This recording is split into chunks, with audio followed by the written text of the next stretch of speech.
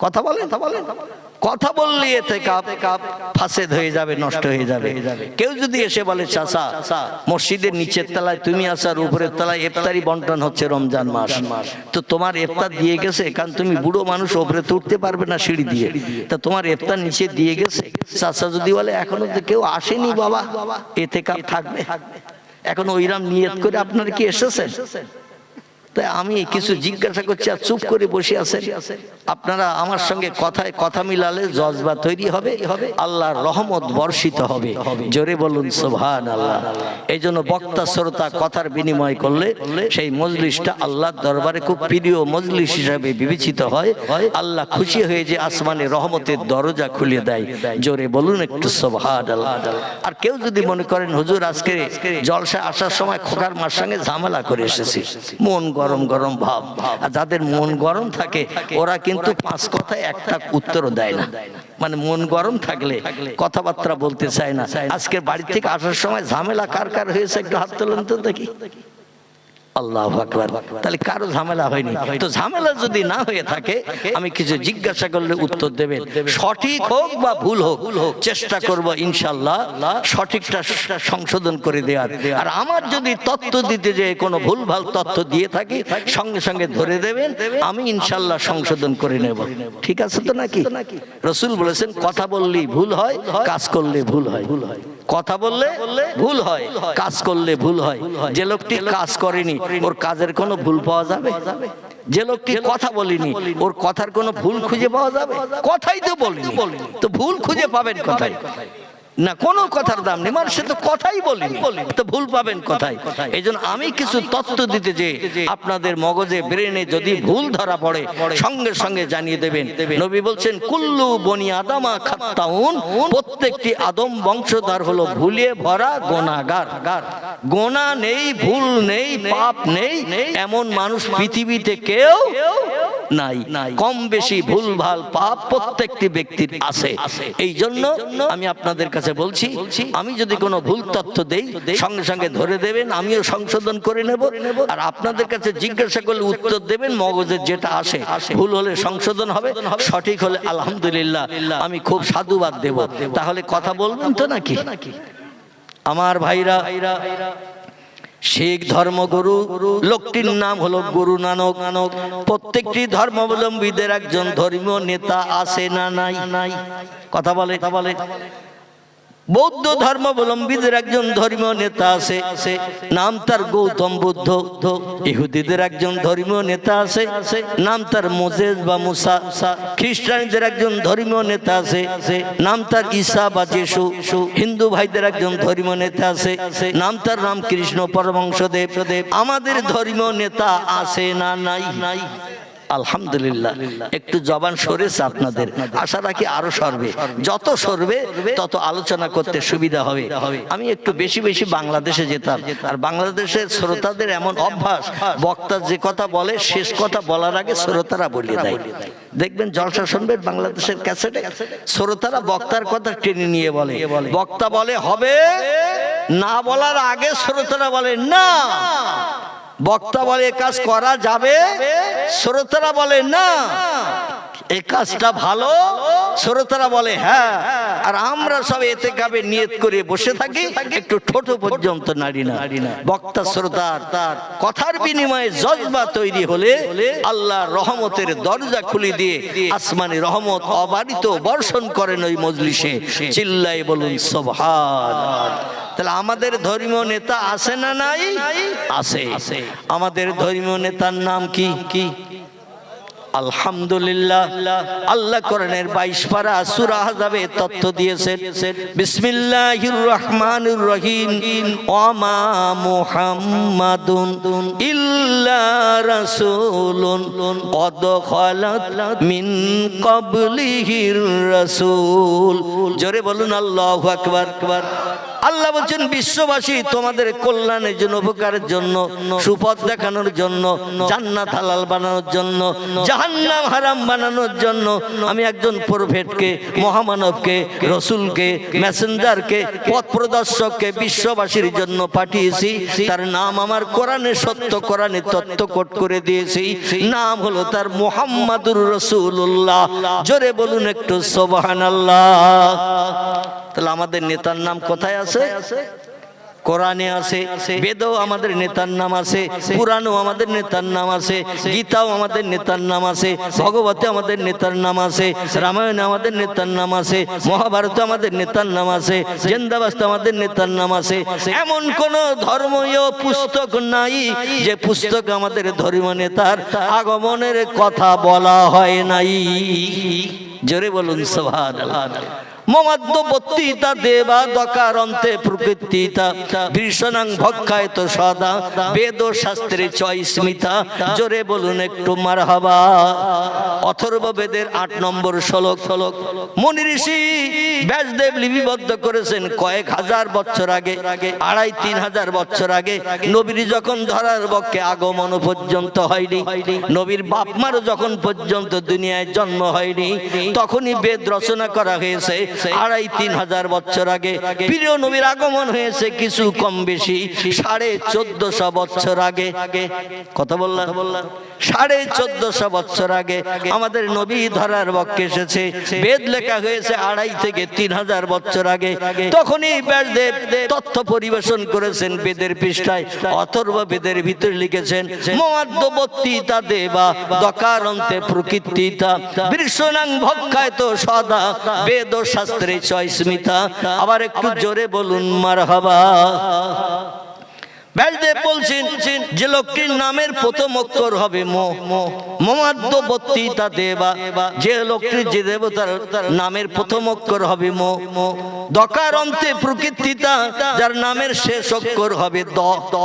বৃষণাং ভক্ষায়ত সদা, লোকটি সদা সর্বদা একটি মাংস গোশত খেতে পছন্দ করবেন, তার নাম হলো গোমাংস। বৃষণাং ভক্ষায়ত সদা, সংস্কৃত ভাষায় বৃষ শব্দের বাংলা অর্থ হলো গরু। কি নাম বললাম? যার গরুর গোশত খেতে প্রিয় পছন্দনীয় হবে। বেদ ও শাস্ত্রে চয়স্মিতা, বেদ ধর্মগ্রন্থ অনুযায়ী তিনি হবেন শেষ যুগের মহামানব। কোন যুগের? শেষ যুগের মহামানব তিনি হবেন। তারপরে আর কোন মহামানবের আগমন পৃথিবীতে হবে না। তার নেতৃত্ব দুনিয়া ধ্বংস পর্যন্ত চলবে। জোরে বলুন একটু সুবহানাল্লাহ। তো শিখ ধর্মগুরু, যার নাম হলো মিস্টার গুরু নানক, যিনি হলেন পাঞ্জাবিদের ধর্মীয় নেতা। এই পাঞ্জাব রাজ্যে জনসংখ্যায় সব থেকে বেশি বসবাস করে যারা, এরা হলো পাঞ্জাবি। কি বললাম? এরা হলো পাঞ্জাবি। আমার ভাইরা, ওরা হলো শিখ ধর্মাবলম্বী। এই শিখ ধর্মাবলম্বীদের ধর্মগুরু একটি তথ্য দিয়েছেন ইতিহাসে, কিয়ামত পর্যন্ত তথ্যটি মুছবে না। শিখ ধর্মাবলম্বীরা অতি ভালো, অতি পুণ্য তারা, কারণ ওদের ধর্মীয় নেতার বাহ্যিক সুন্নত জীবনে কোনদিন দেহ থেকে নামায় না। ওদের ধর্মীয় নেতার বাহ্যিক সুন্নত যেটা রাস্তাঘাটে পথে দেখলেই চিনতে পারা যায় এই লোকটা শিখ ধর্মাবলম্বী, দেখলেই চেনা যায়। এই লোকটি শিখ ধর্মাবলম্বী, গুরু নানকের আদর্শের অনুসারী। গুরু নানকের বাহ্যিক সুন্নত হলো 4টি। কটি বললাম? গুরু নানকের বাহ্যিক সুন্নত হলো 4টি। আমাদের পয়গম্বর মুহাম্মদ রাসূলুল্লাহর বাহ্যিক সুন্নত হলো 4টি।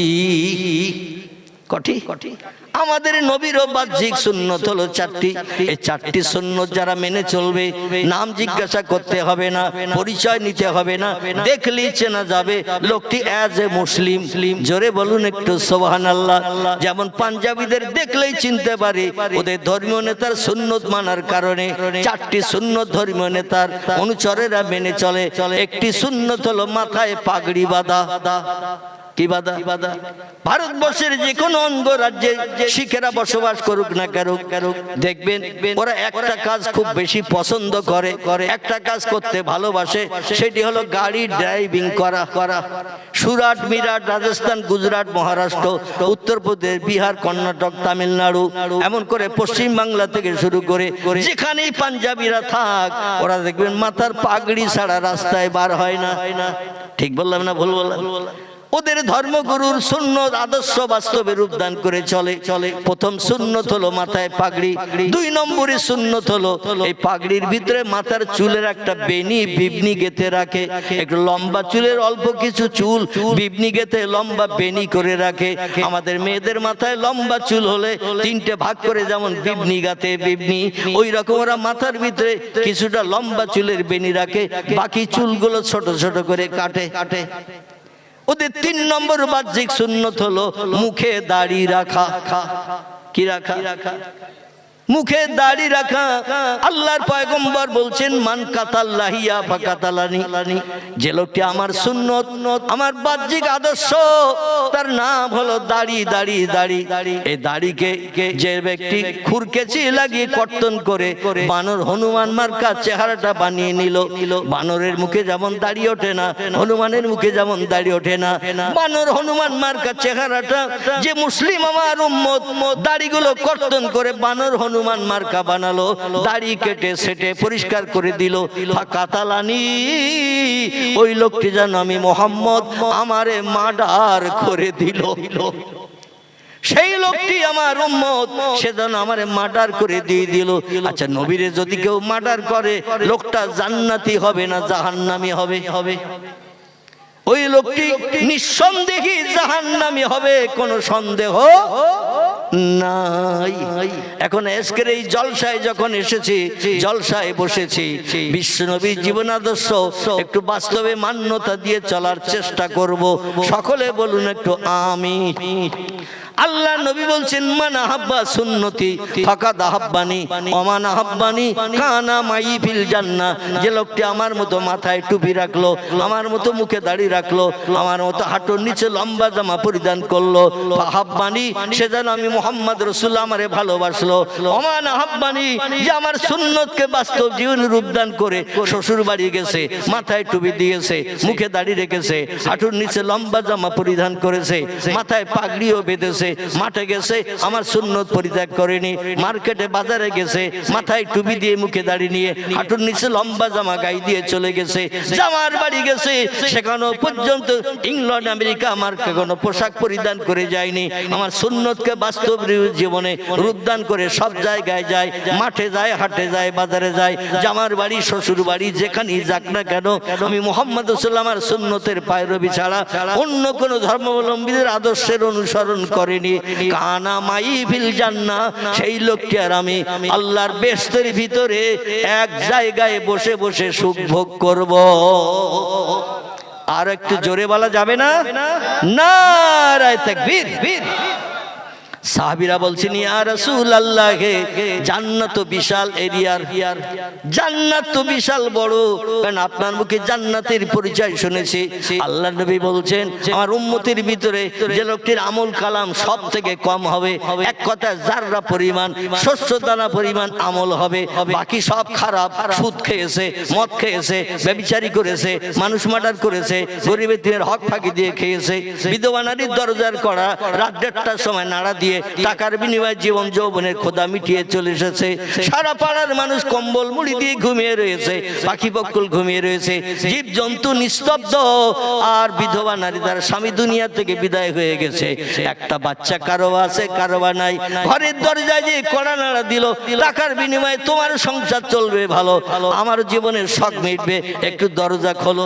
এদিকে অবশ্য এরকম হয় না, এদিকে লোকের নামে বদনাম দেবে না, কারণ আমার যাওয়ার সময় আবার বিপদ ঘটে যাবে। এ ঠিক না ভুল? যাওয়ার সময় বিপদ ঘটে যাবে, হুজুরের ধর খা কত কষে দেয়, আমাদের নামে বদনাম দিয়ে গেছে। এই জন্য এখানকার লোকের নামে কোনো বদনাম দেব না। আমাদের ওদিকে ভুরি ভুরি এমন ঘটনা ঘটছে, পরকিয়া, নাউজুবিল্লাহি মিন জালিক। জোরে বলুন একটু নাউজুবিল্লাহ। পরকীয়ায় ছড়াছড়ি, স্বামী থাকতো স্ত্রী অপর পুরুষের সঙ্গে অবৈধ প্রেম ভালোবাসা, স্ত্রী থাকতো স্বামী অপর নারীর সঙ্গে প্রেম ভালোবাসা, অবৈধ প্রেম ভালোবাসা। 2 দিন 5 দিন মোবাইল অ্যাকশনের পরে হঠাৎ আর আব্দুল করিমকে পাওয়া যাচ্ছে না, মোমেনার আর খোঁজ নাই। 2-5 দিন পরে খোঁজ নিয়ে দেখা গেল দীঘা সমুদ্র সৈকতে হোলডুব খেলতেছে আর লজ ভাড়া করে ওখানে অ্যাকশন চালাচ্ছে। জোরে বলুন একটু নাউজুবিল্লাহ। খারাপ লাগতেছে? সৎ কথা একটু তেতো লাগবে, টক লাগবে, ঠিক কি না? ক্যাপসুল দেখেছেন তো? ক্যাপসুল, এই ক্যাপসুলের ভিতরে যে গুঁড়ো ওষুধগুলো থাকে, ওষুধগুলো একটু বার করে গালে দেবেন, দেখবেন 3 দিন গালে তিতো যাবে না। মানে ওর ভিতরে যে গুঁড়ো ওষুধ থাকে না, ওষুধগুলো বিকট তিতো, আপনি খেতে পারবেন না। তাই বিজ্ঞানী পরিকল্পনায় কভারের ভেতরে করে ঢুকিয়ে দিয়েছে, মানে ওইভাবে গিলে খা, ভেতরে যে অ্যাকশন হবে, জিভে যাতে না লাগে। আমার ভাইরা, বর্তমান 21 শতাব্দীর যুগ, এখন মানুষের চরিত্র আর পশুর চরিত্র সমান হয়ে গেছে। ঠিক বললাম না ভুল বললাম? আল্লাহ নবী বলছেন, সাহাবীরা, আমার উম্মতের ভিতরে যে লোকটির আমল কালাম সব থেকে কম হবে, সব থেকে নিম্ন হবে, নগণ্য হবে, এক কথা যাররা পরিমাণ ভালো কাজ, বাকি কাজগুলো সব খারাপ কাজ। আল্লাহ পাক খারাপ কাজের প্রতিদান আগে দেবেন, জাহান্নামের আগুনে তারে দগ্ধ করে গায়ের ময়লাগুলো সব সাবান দিয়ে পরিষ্কার করবেন। জাহান্নামের আগুন হলো সানলাইট লাইফ বয় গ্লিসারিন সাবান। আমরা যেমন গায়ের ময়লা পরিষ্কারের জন্য মাঝে মাঝে সাবান মাখি, জামা কাপড়ে ময়লা ধরলে মাঝে মাঝে সার্ফ দিয়ে থাকে, আল্লাহ বলছেন ময়লা মেখে পৃথিবীতে আসবে, সুদ খেয়ে আসবে, ঘুষ খেয়ে আসবে, মদ খেয়ে আসবে, জেনা ব্যভিচার করে আসবে, মানুষ মার্ডার করে আসবে, গরিবদের হক ফাঁকি দিয়ে খেয়ে আসবে। তোমার দেহ তো ময়লা মাখে এসেছো, ময়লা দেহ আমার জান্নাতে কোনোদিন যাবে না। আমার জান্নাত হলো পবিত্র জায়গা। টোটাল 8খানা জান্নাতের ভিতরে একটা পেশাব ঘর নাই, একটা পায়খানা ঘর নাই, কোনো টয়লেট নাই, ইউরিনাল নাই। আল্লাহ টোটাল জান্নাত গুলো সব পবিত্র, পেশাব কোনো ব্যক্তির লাগবে না, পায়খানা কোনো ব্যক্তির লাগবে না। জান্নাতের ভিতরে বিনা পয়সায় আল্লাহর নেয়ামত গুলো বান্দারা খাবে, মাঝে মাঝে একটু ঢেকুর তুলবে, হাই উঠবে, সব হজম হয়ে যাবে। একদিনও জান্নাতের ভিতরে পেশাব লাগবে না। জোরে বলুন একটু। একদিনও পায়খানা লাগবে না। যদি বলেন হুজুর আমরা উপরের দরজা দিয়ে খাই, নিচের দরজা দিয়ে 2-5 ঘন্টা পরে বার করে দিতে হয়, ঠিক না ভুল? উপরের দরজা দিয়ে মুখ দিয়ে খাই, পিছনের দরজা দিয়ে 2-5 ঘন্টা পরে সেগুলো বার করে দিতে হয়। আর জান্নাতে অঢেল মাল পাবো, বাজার করতে হবে না, পয়সা দিয়ে কিনতে হবে না। যেটা বলবো জান্নাতের হুর গেলেমানরা আমাদের কাছে সেটা পরিবেশন করবেন। তিরমিজি, আবু দাউদ শরীফের হাদিস। আল্লাহর নবী সাল্লাল্লাহু আলাইহি ওয়াসাল্লাম বলছেন, এক একটা জান্নাতি পুরুষকে পরিষেবা দেওয়ার জন্য আল্লাহ 70 জন করে 18 বছরের সুন্দরী যুবতী হুর গেলেমান বরাদ্দ করে দেবে। কজন? ভুলে গেছেন? 18 জন। 18 বছরের নারী। লক্ষ বছর পেরিয়ে গেল, একদিন বয়স বেশি হবে না। কোটি বছর পেরিয়ে গেল, একদিন বয়স কম দেখাবে না। যুগ যুগ ধরে একই রকম ফেস কাটিং চেহারা থাকবে জান্নাতে হুর গেলেমানদের। কোরআনের 27 পারা সূরা রহমানে আল্লাহ বলছেন, হুরুম মাকসুরাতুন ফিল খিয়াব কান্না হুন্না ইয়াকুত ওয়াল মারজান ফিহিন্না খায়রাতুন মিন হিসান। জোরে বলুন একটু আল্লাহু আকবার। এত রূপবতী সুন্দরী যুবতী হুর গেলেমান আমি জান্নাতের ভিতরে বেটা ছেলেদের পরিষেবা দেওয়ার জন্য বানিয়ে রাখবো। জান্নাতের একটা কম দরজার হুর, নরমাল কোয়ালিটির হুর, খুব সুন্দরী দেখতে নয়, তাকে যদি দুনিয়ায় নামিয়ে দেওয়া হয় আর তাম পৃথিবীর সব দেশের মেয়েদের ভিতর থেকে ছাঁটাই করে বাছাই করে যে মেয়েটারে ফার্স্ট ক্লাস ফার্স্ট বানানো হয়, বিশ্ব সুন্দরী বানানো হয়, সিনেমার অভিনেত্রী নায়িকা যারা, যাদের চেহারা দেখতে ভালো, মানুষ টাকা খরচ করে ঘন্টার পরে ঘন্টা নায়িকাদের দেখতে যায় না এই রকম সুন্দরী নায়িকা অভিনেত্রী কিংবা বিশ্ব সুন্দরী জান্নাতে হুরের পাশে যদি দাঁড় করিয়ে দেয়া হয়, আল্লাহ নবী সাল্লাল্লাহু আলাইহি ওয়াসাল্লাম তিরমিজি আবু দাউদ শরীফে নাসাই শরীফের হাদিসে জানাচ্ছেন, দুনিয়ার বিশ্ব সুন্দরী আর জান্নাতে হুর পাশাপাশি যদি দাঁড় করিয়ে দেয়া হয়, আর দুনিয়ার যুবকদের যদি বলা হয় মা তারা ইয়া আইয়ুহাস শাব, এই যুবক ওই নারী দুটির দিকে তাকিয়ে দেখো কোনটা তোমার পছন্দ, কোনটা তোমার ভালো লাগে। যুবক দুটি নারীর দিকে তাকিয়ে বলবে জান্নাতের হুর আমার পছন্দ। জোরে বলুন একটু। যদি বলা হয় পৃথিবীর বিশ্ব সুন্দরী 255 থেকে 56টির মতো দেশ পৃথিবীতে বিদ্যমান। পূর্বে ছিল 228টি দেশ। বড় বড় দেশগুলো এখন ভেঙে চুরমার করে ছোট্ট ছোট্ট দেশ বানানো হচ্ছে। এই কারণে দেশের সংখ্যা শুধু বাড়তেছে। কিছুদিন আগে ছিল 228টি দেশ, এখন 256টির মতো দেশ তাম পৃথিবীতে তৈরি হয়েছে। Japan, German, England, Holland, Poland, Italy, Brazil, Thailand, Singapore, Burma, Rangoon, Hindustan, Pakistan, Bangladesh, Afghanistan, Iraq, Iran, Kuwait, Jordan, Arab, পারস্য, তুরস্ক, Libya, Nigeria, Indonesia, Malaysia, Sri Lanka, Burma, Tajikistan, Kazakhstan, Balochistan, Azerbaijan, Armenia, Saudi Arab, Arab আমিরি শাহী, শাম, সিরিয়া, মরক্কো, ইয়ামান, বুলগেরিয়া, আছে না দেশ। এইভাবে দেশের সংখ্যা 256টি। এই 256টির মতো দেশের থেকে বিশ্ব সুন্দরী নারী যদি জান্নাতে হুরের পাশে দাঁড় করানো হয়, বলে হুর তোমার পছন্দ, এই মেয়েটি বিশ্ব সুন্দরী, এ কেন তোমার পছন্দ না? বলে জান্নাতে হুর যদি না থাকতো বাধ্য হয়ে পছন্দ করতে হতো। কে না ভালো চায়, এই জন্য আমি ভালোটাই চয়েস করেছি। যদি বলা হয় বিশ্ব সুন্দরী তোমার নজরে কেমন লাগে, বলে জান্নাতে হুরের কাছে দুনিয়ার বিশ্ব সুন্দরী আমার নজরে পায়খানার মতো লাগতেছে। হাদিস শরীফে এই কথাই বলা হয়েছে, দুনিয়ার বিশ্ব সুন্দরী আমার নজরে পায়খানার মতো লাগতেছে। পায়খানা ভালো না খারাপ? যদি কাউরে বলা হয় হাত পা তো 500 দেব, নেবে কেউ?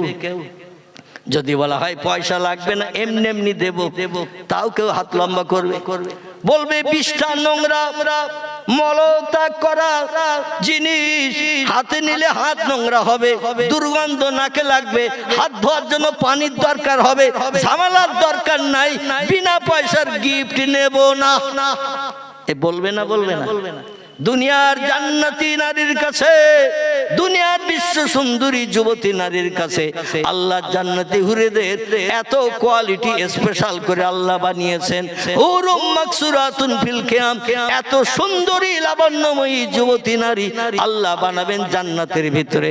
বেটা ছেলেদের সুখভোগের জন্য, হুকুম তামিল করে মনোবাঞ্ছা পূর্ণের জন্য এক একটা যুবকের দেয়া হবে 70টা করে যুবতী নারী। কটা? 70টা। কিন্তু জান্নাতের ভিতরে এই 70টা মেয়ে একটা বেটা ছেলের স্ত্রী হিসাবে বিবেচিত হবে, কোনদিন ঝামেলা ঝঞ্ঝাট দ্বন্দ্ব হবে না। জোরে বলুন সুবহানাল্লাহ। আর আমাদের দেশে একটা লোকে যদি 3টে থেকে 4টে বউ হয়, শরীয়তে আইন আছে, ফানকেহু মা তাবা লাকুম মিনান নিসা মাসনা সুলাসা ওয়া রুবা। আল্লাহ বলছেন তোমরা জীবন যৌবনের ক্ষুধা নিবৃত্তির জন্য পশুর মতো যেন চরিত্র নষ্ট করো না। পশুদের কে মা, কে বোন, কে নানা, কে নানি, কে খালা, কে ফুবু, পশুরা জাত বিচার করে না।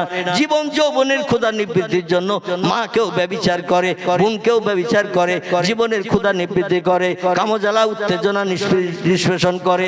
ও দুনিয়ার মানুষ, পশুর মতো চরিত্র যেন তোমরা অবলম্বন করিও না, বরং আমি তোমাদের জীবন যৌবনের ক্ষুধা নিবৃত্তির জন্য, চরিত্র সংরক্ষণের জন্য আমি আল্লাহ একই সঙ্গে 4টে নারী পর্যন্ত বিয়ে করে রাখার অনুমতি দিলাম। জোরে বলা যাবে না একটু? আচ্ছা, আমরা যারা এখানে বসে আছে, আমাদের একটা ছাড়ার বাড়তি বউ কারো আছে নাকি? 2-1 থাকলেও থাকতে পারে, লজ্জায় হয়তো আজকে হাত তুলবে না, তো না তুলে না তুলুক, অসুবিধা নেই। অনেকের একটু পয়সা করি, ব্যবসা ট্যাবসা ভালো যদি যায়, ও দেখবেন অন্তত 3টে বিয়ে করে বসে থাকে, কারণ টাকা পয়সা খাওয়াবো কারে, রাখবো কোথায়, এই জন্য 2-3টে বিয়ে করে থাকে। কিন্তু আল্লাহ বলছেন ফানকিহু, তোমরা বিবাহ করো, নিকাহ করো, মা তাবা লাকুম মিনান নিসা, তোমার নজরে যে মেয়েটা চয়েস হয়, ভালো লাগে, তারে বিয়ে করো। কোরআন আমাদের জন্য এই সুন্দর পরিকল্পনা তথ্য দিয়েছে। বাপ দাদা দেখে দেবে, ইসলাম শরীয়তটা পছন্দ করে না। যে ছেলেটা দীর্ঘদিন যারে নিয়ে ঘর সংসার করবে, ইসলাম শরীয়তের ফতোয়ার কিতাবে লেখা হয়েছে ছেলেটারে অন্তত একটা বার মেয়ে দেখতে পাঠাও। তুমি বাপ, তুমি দাদা, তুমি পাড়ার মোড়ল মোল্লা, মেয়েদেরকে পছন্দ করেছো, যে ভোগ দখল করবে তার যদি পছন্দ না হয় সংসারে অশান্তি দেখা দেবে। এই জন্য যে সংসার করবে তারে নিয়ে দীর্ঘদিন, তাকে অন্তত একটা বার দেখাও। সে দেখে তার নজরে যদি চয়েস হয়, সংসারে অশান্তি হবে না। আর তোমরা দেখে দিয়েছো যদি তার নজরে চয়েস না হয়, খুঁটি নাটি ঝগড়া ঝাঁটি কথা কাটাকাটি অটোমেটিক চলবে না, চলবে না, অটোমেটিক চলবে। এখন যার ব্যবসা একটু ভালো চলতেছে, ইট ভাটার ব্যবসা, আমাদের দক্ষিণের দিকে একটু জলকারের ব্যবসা, বাগদা চিংড়ি 1 কেজি হলেই 850-900, গলদা চিংড়ি 1 কেজি হলেই এখন 800-850 টাকা কেজি।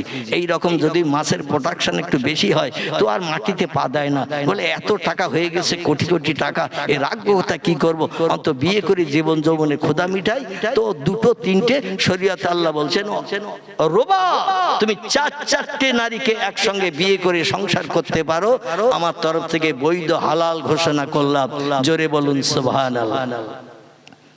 এরপরে আল্লাহ কোরআনে যে তত্ত্ব দিয়েছেন, ও তত্ত্বটা আলেম ওলামারা খুব বেশি বলে না, ওই পর্যন্তই বলে। আল্লাহ 4টে বিয়ে করার অনুমতি দিয়েছেন পুরুষদের, বলে না আলেমেরা? কথা বলে, কথা বললে কি আপনাদের গায়ে বোঝা পড়বে নাকি? এই পর্যন্ত আলেমেরা বলে আল্লাহ 4-4টে মেয়েকে বিয়ে করার জন্য পুরুষদের অনুমতি দিয়েছেন। কিন্তু আল্লাহ তারপরেই বলছেন, ওয়াইন খিফতুম, যদি তোমাদের ভয় হয়, যদি তোমাদের চিন্তা হয়, আল্লাহ তাআদিলু, সব স্ত্রীর সঙ্গে ব্যবহার সমান করতে পারো না, সব স্ত্রীকে সমান চোখে দেখতে পারো না, কাউকে কাছে টানো, কাউরে দূরে ঠেলে রাখো, এই রকমটা যদি হয়, ওয়াহিদাতান, একটা স্ত্রী তোমার জন্য যথেষ্ট, খবরদার বাড়তি বিয়ে যেন তুমি করিও না। আল্লাহ বলছেন ফাইন খিফতুম, যদি তোমার ভয় হয়, যদি তোমার চিন্তা হয়, আল্লাহ তাআদিলু, বিয়ে করেছো 4টি, কাউরে কাছে রাখবে, কাউরে দূরে ঠেলে রাখবে। কোন স্ত্রী গা গরম হলে এমবিবিএস ডাক্তার আসবে ট্রিটমেন্ট করতে, আর পুরানো স্ত্রী 4টে বাচ্চা, গায়ের চামড়া ঢিলা হয়ে গেছে, চোখের পাওয়ার কম হয়ে গেছে, দাঁত ছখানা পড়ে গেছে, ওর যদি গা গরম হয়, জ্বর হয়, গ্রামের হেতুড়ে ডাক্তার খবর পায় না। নতুন স্ত্রীর জন্য অনুষ্ঠান বাড়ি যাবে, বেনারসি, স্বর্ণ কাতান, সাউথ ইন্ডিয়ান, আমার ভাইরা দামি দামি কাপড় নতুন স্ত্রীর জন্য নিয়ে আসা হয়েছে। অনুষ্ঠান বাড়ি, বিয়ে বাড়ি যাবে, পুরানো স্ত্রীর খবর নিয়ে দেখা গেল একটা বিধবার শাড়ি, সাদা খোল, লাল পাড়, তাও তার নসিবে জোটে নাই। এদিকে অবশ্য এরকম হয় না, যারে দেয় সবার সমান দেয়, ঠিক না ভুল? এদিকে সবাই সমান দেয়। এখানকার লোকের নামে বদনাম দেব না, কারণ আল্লাহ পাক বহুত দিন পরে আমাকে আপনাদের সামনে 4 চক্ষের মিলন ঘটিয়েছে।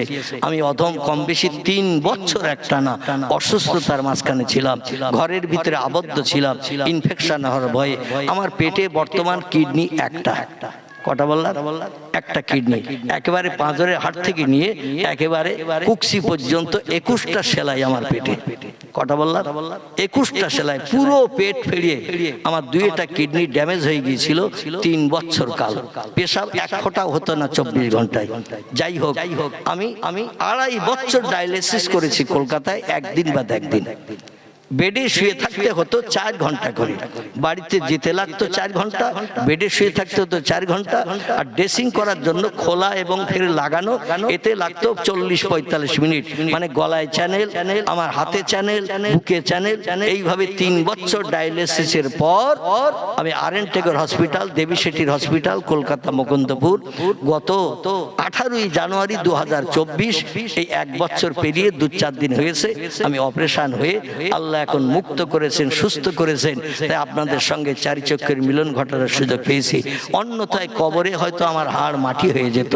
গ্রামের 95% মানুষের ধারণা ছিল আমি আর বাঁচবো না, মসজিদের মাইকে কখন অ্যালাউন্স হবে মৌলভী সাহেব মারা গেছে, আমরা একটু জানাজা পড়তে যাব। আল্লাহ পাক মরারে জেন্দা করেন, জেন্দারে মারেন, রাতকে দিন করেন, দিনকে রাত করেন। কথাটা ঠিক না ভুল? তুলিজুল লাইলা ফিন নাহার ওয়া তুলিজুন নাহারা ফিল লাইল ওয়া তুখরিজুল হাইয়া মিনাল মাইয়্যিতি ওয়া তুখরিজুল মাইয়্যিতা মিনাল হাইয়্যি ওয়া তারযুকু মান তাশাউ বিগাইরি হিসাব। জোরে বলুন আল্লাহু আকবার। আল্লাহ বলছেন রাতের বেলা দিন করি আমি, দিনের বেলা রাত করি আমি, মরারে জিন্দা করি আমি। আবার সুস্থ সবল দেহধারী, ডাক্তার দিয়ে পরীক্ষা করা হয়েছে, কোনো রোগ নাই, রাস্তা দিয়ে সুস্থভাবে হেঁটে যাচ্ছে, হঠাৎ হোঁচট খেয়ে পড়িয়েছে, কমপ্লিট। এরম ঘটনা ঘটনা ঘটনা ঘটনা একটু সুস্থ মানুষ চলে যাচ্ছে রাস্তা দিয়ে, যেন হোঁচট খেয়ে পড়লো হযরতে আব্দুল্লাহর মতো। কার মতো? বিশ্ব নবীর আব্বাজান আব্দুল্লাহ ইয়ামানের দেশ থেকে, মতান্তরে সিরিয়ার দেশ থেকে ব্যবসা করে আসার পথে রাস্তায় 9-10 জন ভাই একসঙ্গে আসছে। হঠাৎ আবহাওয়া প্রান্তর বলে মদিনা থেকে মক্কার দিকে আসতে একটা জায়গা, এখনো গেলে জায়গাটা দেখতে পাওয়া যাবে, যেখানে প্রিয় নবীর বাপ মা 2 জন কবরস্থ হয়ে আছে। জোরে বলুন সুবহানাল্লাহ। এইখানে এসে হঠাৎ হোঁচট খেয়ে পড়লো 9 জন ভাই। কারবা নাম হারেস, কারবা নাম মুকাবেব, কারবা নাম হামজা, কারবা নাম আব্বাস, কারবা নাম আবু তালেব, কারবা নাম আবুল আহাব, কারবা নাম আব্দুল্লাহ। এরা সব একসঙ্গে ব্যবসা করে বাড়ি আসছেন। হঠাৎ আব্দুল্লাহ পড়ে গেল। সব ভাইদের ভিতরে বয়সে ছোট ভাইরা বলল, কি হয়েছে তোর? ফাঁকা জায়গায় কেন হোঁচট খেয়ে পড়লি? এখানে তো কোনো পাথরের টিলা টিলা কিছু দেখছি না। আব্দুল্লাহ শুধু বলল, আমার শরীরটা একটু খারাপ খারাপ লাগছে। সেখানে ফাঁকা জায়গা, মরুভূমি, বাবলা গাছ আর খেজুর গাছ ছাড়া কিছুই নাই, কোনো ডাক্তার কবিরাজ নাই, কোনো বসতি নাই, কোনো মানুষের বসবাস নাই। ভাইরা ট্রিটমেন্ট করছেন, যা ছিল কাছে, ওষুধপত্র তো কিছু নাই। এরকম কঠিন রোগাক্রান্ত হবেন কেউ তো জানেন না। দেখতে দেখতে আব্দুল্লাহর প্রাণ নাশ হয়ে গেল। জোরে বলুন একটু নাউজুবিল্লাহ। ইন্না লিল্লাহি ওয়া ইন্না ইলাইহি রাজিউন। জোরে বলুন একটু আমিন। আমার ভাইরা, আল্লাহ বলছেন মরারে জিন্দা করি আমি, জিন্দারে আবার মারি আমি। আমি আল্লাহ পাক সব সৃষ্টির জন্য রিজিক পরিবেশন করি। আমার দেয়া খাদ্য ছাড়া এক দানা বেশি খাওয়ার ক্ষমতা কারো নাই, আবার এক দানা কমও কেউ খায় না। জোরে বলুন একটু সুবহানাল্লাহ।